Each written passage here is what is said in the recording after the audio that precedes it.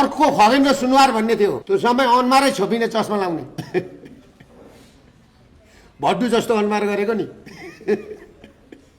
बालेन आफैले पनि के भनेको थियो भन्दाखेरि, मैले देखिरहेको थिएँ त्यो चस्मा लगाएर बोलेको, मान्छेका 50 लाख रुपियाँ आनाका जग्गा भोलि घर पऱ्यो भने भत्काउनु पऱ्यो भनेदेखि त पहिला क्षतिपूर्ति दिएर भत्काउनु पऱ्यो नि भनेर बालेन भन्ने।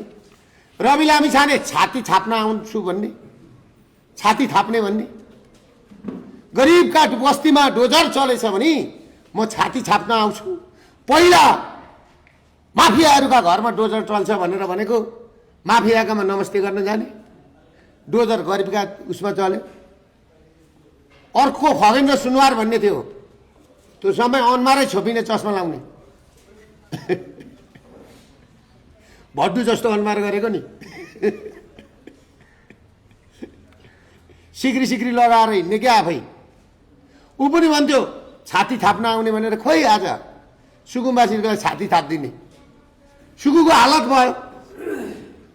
सुकुले चाहिँ फेरि नि तपाईँलाई एउटा कुरो कि गजबको कुरा छ, बालनलाई ढोक्दै भए भरका सुकुका टोलमा हरिया झन्डा, यसपालि त हामीलाई धनी पूर्जा दिन्छ भनेर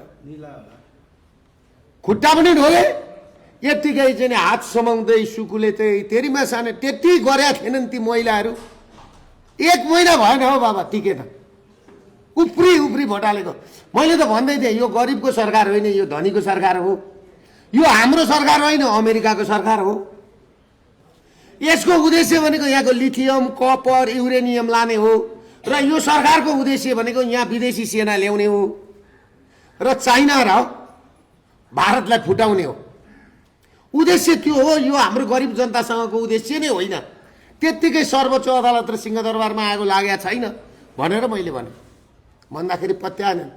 ए सुकु छोइन सक्रा भएका थिए, बुरुक बुरुक उफ्रिन्थे। उफ्रिन मिल्ने भए त नि घरै नागौँला जस्तो गर्थे। अब साँच्चै भन्यो भनेदेखि मन परायो, त्यो मन पर्यो भने गधे पे दिल लाग्दा है, गधे पे क्या चीज है कोनी के भन्छ नि, गधे पे दिल लगी तो परी क्या चीज है भन्छ नि। अब मन परायो बालनलाई। म त बालनलाई देख्दाखेरि त बालनको अनुहार अर्कै देख्छु। कता न कता ए दारी पालेको छ, यत्रो चस्मा लगाएको छ, चस्मा खोलेको छैन, अनुहार राम्रै, म त उसको जस्तो देख्छु। महाभारतको रामायणको त्यो ऊ जस्तो के भन्छ, श्रीलङ्कामा बस्ने मान्छे जस्तो नि, पहिलाको श्रीलङ्काको मान्छे जस्तो देख्छु, डोजर जस्तो देख्छु।